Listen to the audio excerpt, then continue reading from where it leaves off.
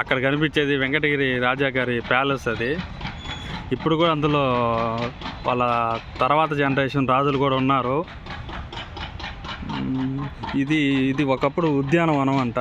చెట్లు చాలా ఏపుగా పెరుగుతూ ఉంటాయి ఇక్కడ, పూల చెట్లు అంతా ఉండేది. ఇప్పుడు చూడండి ఇది ఎలా అయిపోయిందో.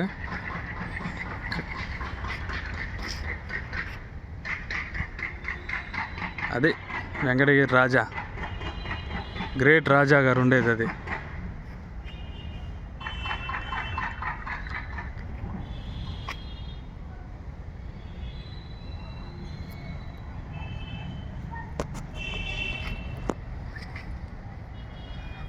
ఇన్ని రోజుల నుంచి ఇక్కడ ఉన్నాను వెంకటగిరిలో, దాదాపు 30 సంవత్సరాల నుంచి ఉన్నాను. ఇంతవరకు ఆ కోటలోకి పోవడానికి అవకాశం రాలేదు.